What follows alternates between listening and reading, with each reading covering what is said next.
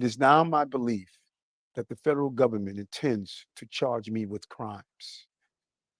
If so, these charges will be entirely false based on lies. If I'm charged, I know I am innocent. I will request an immediate trials so the New Yorkers can hear the truth. Now, if I am charged, many may say I should resign because I cannot manage the city while fighting the case. I can also understand how everyday New Yorkers will be concerned that I cannot do my job while I face accusation. But I have been facing these lies for months since I began to speak out for all of you and their investigation started. Yet the city has continued to improve. Make no mistake, you elected me to lead this city, and lead it I will. It is now my belief that the federal government intends to charge me with crimes. Eric Adams, the embattled mayor of New York City, now the indicted mayor of New York City, the first New York City mayor in history to be indicted on criminal charges. Listen, first, I'm going to say this because let's get this out the way. This idea from MAGA and everybody else that Biden and Harris's Justice Department attacked a Republican, Trump, and is going after Republicans is ludicrous. This is a Democrat. And the Southern District of New York is in New York City. Eric Adams has been indicted. Charges will formally be announced today, although multiple folks say that he is not expected to have to turn himself in today. They will work with the mayor on a surrender date and he will be processed. Will he be held? No, the mayor is not going to be held and bound over until trial. However, the charges appear, and we'll know later, appear to be related to some finances and work he's done in places like Turkey and other places overseas, allegedly. But he, according to numerous people, the indictment is probably going to lead to him either resigning or being removed. In New York, the governor, in this case, Kathy Hochul, has the authority to remove a mayor who has been criminally charged. And Kathy Hochul's office right now said that they are not commenting. But this has been, we've talked about this on this program before with Mayor Adams. He was approached by the FBI some time ago. His cell phone was confiscated. Some other electronics were confiscated. And then the dominoes began to really fall from the police commissioner to the fire commissioner to the retired fire chief to the school's chancellor to the deputy mayor. Everyone is or have been investigated to this point. There's been indictments. And now the big fish, Mayor Adams, who was elected as the city's 110th mayor about 3 years ago on a campaign pledge of reducing crime and bringing professionalism and, quote, swagger to the latest municipal government in the country. But the mayor staffed top positions with friends and people loyal to him. And this is where a lot of people do go wrong, unfortunately. You give your friends a job. You give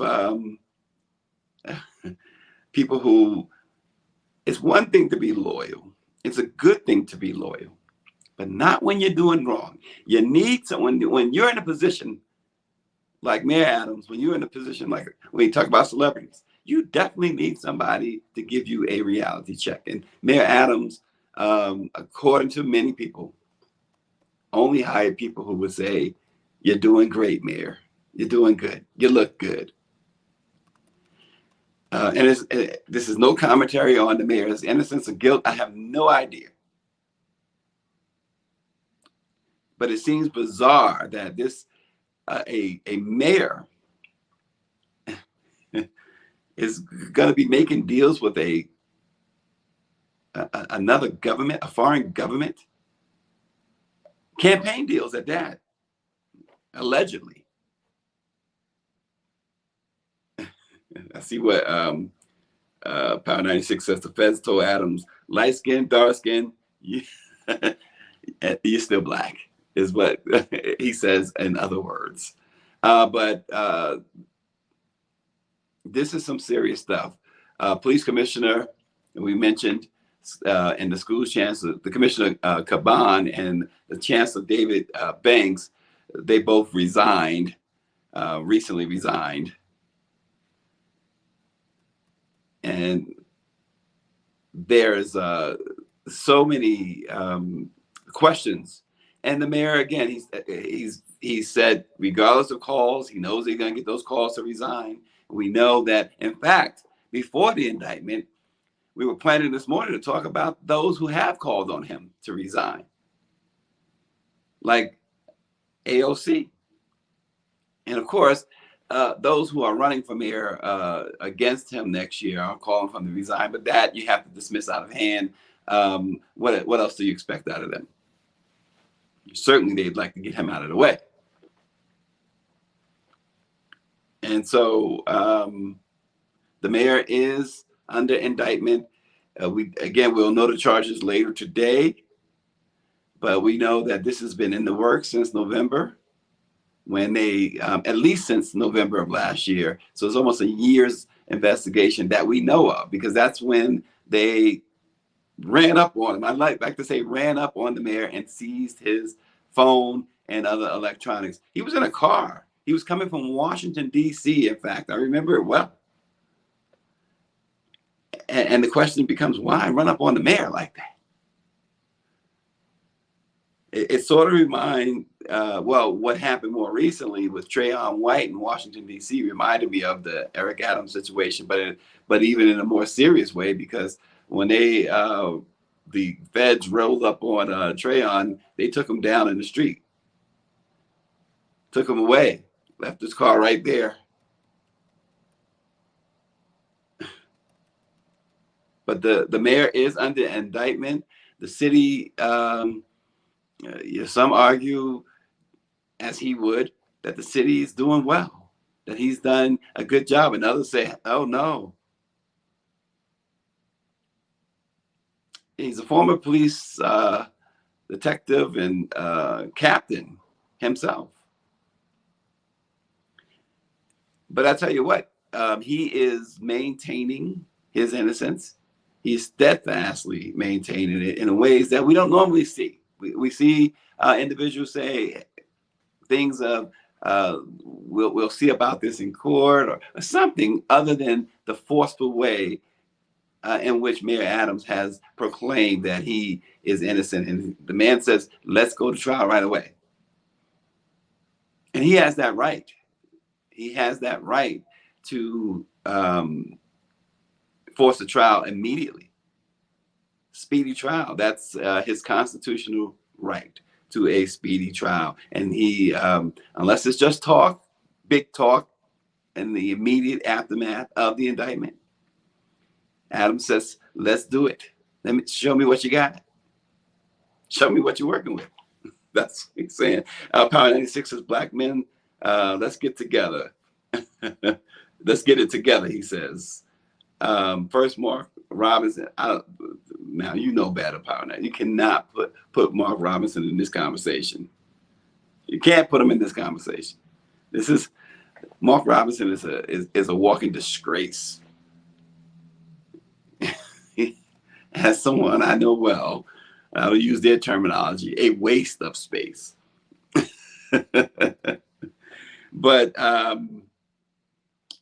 not good news for not only Mayor Adams, but the entire city of New York. It's my city. Love my city. But Mayor Adams is under indictment. Now, we had Lauren on yesterday, and Lauren has been texting with us all night. about this situation. And she also points out something that was interesting. Back in 2016, Terry McAuliffe, the Virginia governor, was investigated by the DOJ as well. Nothing ever came of it, right? At that time, anyway. So you can't rush to judgment. In other words, I guess that is part of what Lauren was her point. Don't rush to judgment. It's a fair point. Very much a fair point. It was about campaign contributions. And this seems to be tied to the mayor's campaign as well, but from a foreign entity.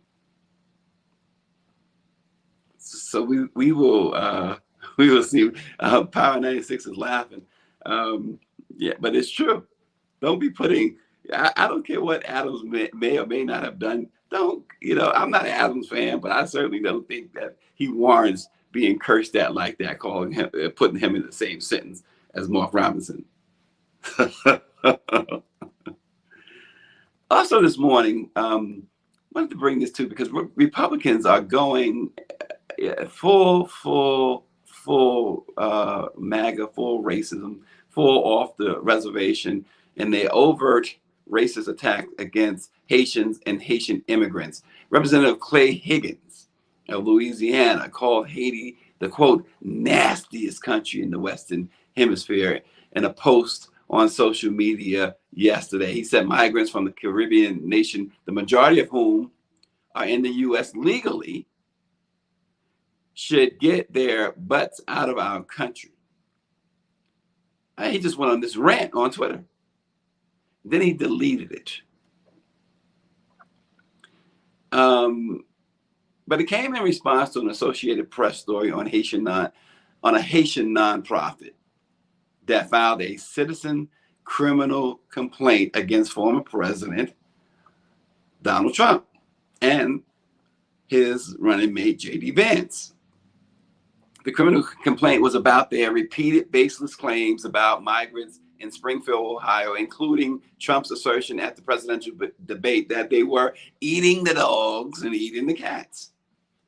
Well, Clay Higgins' post amplified that lie.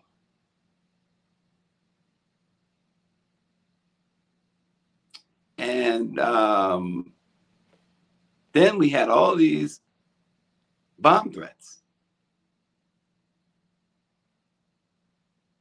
And so then he goes on the post, LOL, these Haitians are wild, eating pets, voodoo, nastiest country in the Western Hemisphere, cults, slapstick gangsters. He says, but damned if they don't feel all sophisticated now, filing charges against our president and VP, he said. Then he goes on to say, all these thugs better get their mind right and get their butts out of our country before January 20th. January 20th, of course, is the inauguration. It's just incredible. CBC chair Stephen Horsford went after them for his comments. Rep. Hakeem Jeffries, the minority leader in the House, also took Higgins to task. You got to understand that, again, this is all Project 2025 and how bad things are going to be if Project 2025 comes into play. This is the very tip of the iceberg. And you remember back in 2016, 17, whenever it was, when Trump was in office, he referred to Haiti as one of the countries he referred to as the so-called, S-hole countries. And so the rhetoric, this is why when we have these discussions about, and Lauren talked about this yesterday too, we've talked about this about so-called Black folks voting or supporting Trump, it's hard to believe,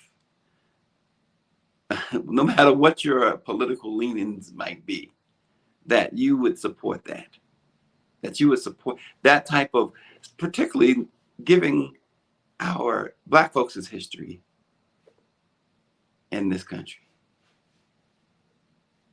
It's just hard to imagine that. And yes, we do see the Byron Donalds of the world, and Tim Scotts of the world, the Mark Robinsons of the world, and the Clarence Thomases, and Candace Owens, and then you look at a Trump rally and you see an out of place black spot. You do see that. You see the old man with the MAGA hat dancing a jig on the boat or wherever they were at. Because folks understand this, just like all other races of people, all other colors, not every person of color is educated. Just like not every white person is educated. And just like white folks and other folks and Asian folks and whomever folks, you have those who are just going to do things that you just got to shake your head and move on, because otherwise you wind up choking them. so we're in that sense we're not different. We can't expect us to be so different that we're not going to have a few loose cannons, if you will, a few knuckleheads. I mean, in slavery, but go back to slavery, you had a couple of those. So there you have it. Angela Connolly says, didn't they have a hearing yesterday on Project 2025? Glenn Kushner. Yes, Angela Connolly, they did. And so again, you got to keep that in mind. Project 20, this is all about. This is what Project 2025 is about, I should say. This is what it's about. Paradigm 6 says, Chuck D said it best, every brother ain't a brother.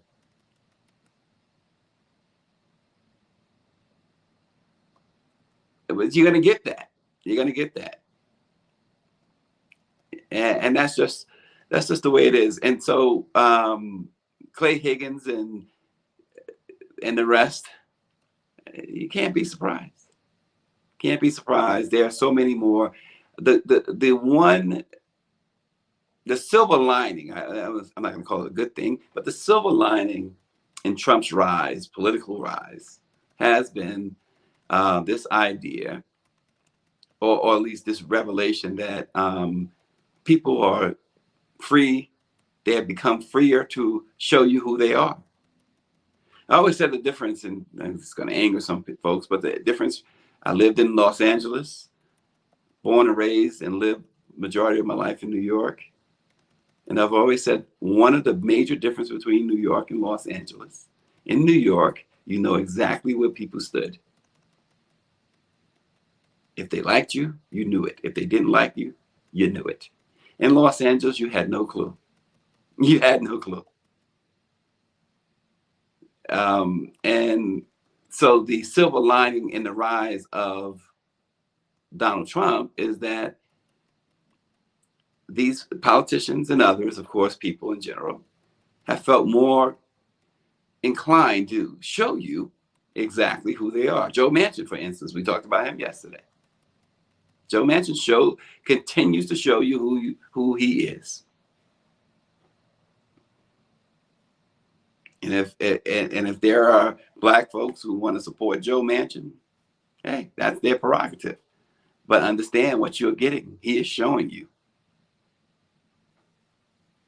And so it goes on and on and on. So a new study from Princeton University in partnership with Liberation Ventures offers a comprehensive look at public opinion on reparations in the United States. The 2024 Reparations Belief and Sentiments poll shows that 36% of Americans support comprehensive reparations, which include cash payments, and get this, an apology and an investment in Black communities. An additional 19% of the respondents are neutral on the issue, while 46% did express opposition. It is still a shift. The findings do reflect a pretty significant shift too, because over the past 20 years or so, almost 25 years, because in 2002, 14% supported cash reparations.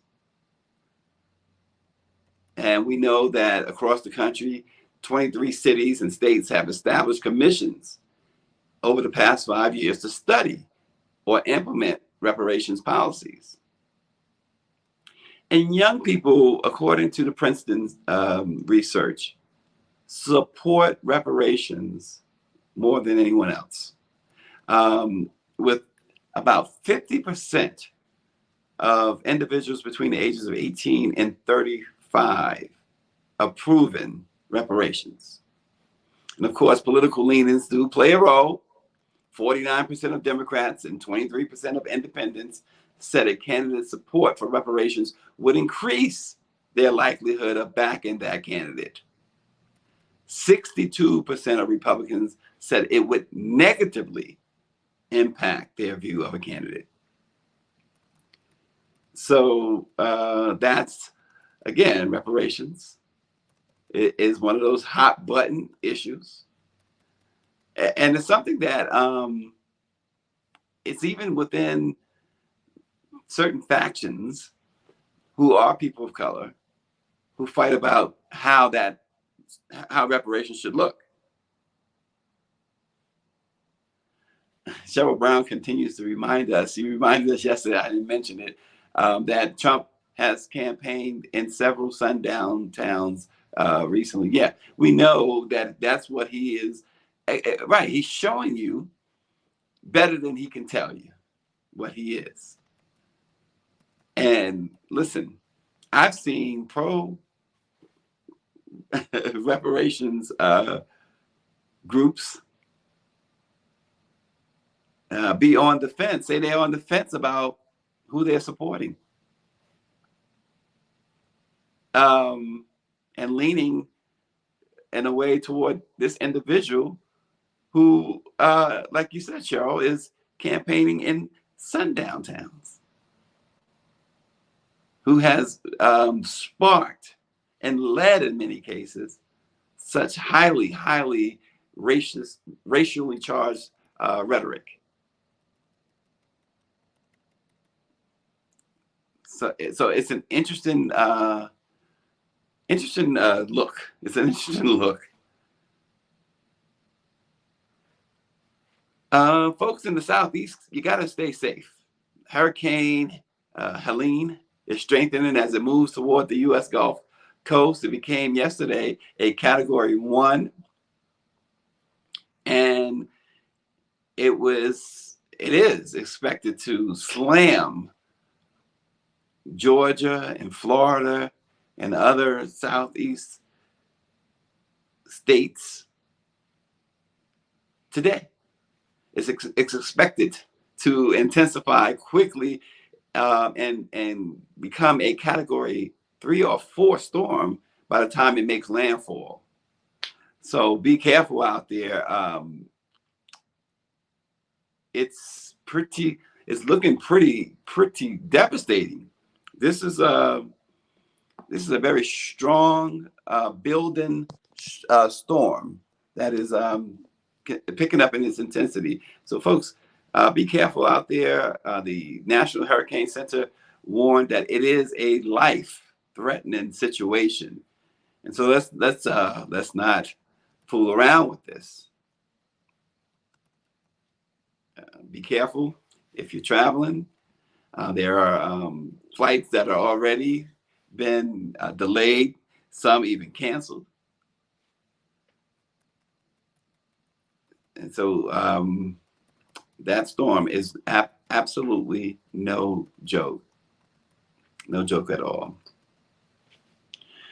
Well, Prince fans and those in the late icons world know well the tantalizing and the provocative dance moves and background vocals of Catherine Bernice Glover, recognized worldwide as Cat, the extraordinary dancer, choreographer, and singer who achieved legendary status through her collaborations with Prince, died yesterday at the age of 60, just 60 years old. Her death was announced via her official Facebook page, where a brief statement asked for privacy during what is definitely a difficult time for her family. Her career is inseparably linked to Prince, um, particularly during his creative peak in the late 80s. As a key figure in his band, she contributed her energy, talent, and unforgettable albums, two unforgettable albums like The Great Sign of the Times and Love Sexy. She actually shaped the visuals for those. So when you saw Prince posing for the Love Sexy album, when you saw the concert, if you saw the concert, particularly Sign of the Time, she did all of the choreography for what was then and still considered by many the greatest concert film ever, Sign of the Times. Extremely, extremely well done. I had some interactions with her myself. Um, we were social media buddies, and we would chat, not slide in the DMs, just chatting, just chatting. Um, but she also was the vocalist, the rap vocalist on Alphabet Street, the song Alphabet Street. And but her influence was stretched beyond that. Cat Glover was born on July 23rd, 1964. And folks, if you remember, before American Idol and before all these other voice and singing competitions, there was a show called Star Search. And Cat made her debut on Star Search, where she was a finalist. She had won, what, 6 or 7 rounds before she lost in the finals. She said she had reached a depression. How she became a Prince fan was interesting. She said she was depressed, and she began listening to Prince's album Dirty Mind. And she said, I knew I had to meet him. She said that was her inner self talking. So with Star Search, she was a dance team, Pat and Cat, Patrick Allen. And they won, like I said, 7 victories. It was 2 perfect scores as well, but they ultimately lost in the finals. But that exposure helped her a lot, because after Star Search, she got 2 phone calls, 2 amazing phone calls. One was from David Bowie, and the other one was from Prince, both offering her jobs in their bands. She said she went with her musical hero, Prince. And everything else for Cat was history. So she was certainly a talent on that stage. I got to see a couple of the shows with her live, and they were electric. Prince and Cat, oftentimes it was Prince, Cat, and Sheila E. In the lead in these concerts, and they were absolutely electric. So Cat Glover has died at the age of 60, and really, really young. Really young, 60 years old, by any measure should be considered young, too young to die anyway. Just briefly going back before we close on the hurricane, I like what the RNG says. He says, call your insurance provider, make sure your policy is up to date, fortify your home, gather all important documents, and then leave. And he says the Category 3 took out New Orleans and the Mississippi Gulf Coast. Now, I thought it was important to go back to Power 96's statement, because you're talking about somebody who lived it. Power 96 lives right there in Louisiana, and they are extremely, unfortunately, acclimated with this type of storm. So it would behoove those in that region, and we know we have viewers in that region, it would behoove them to do exactly that.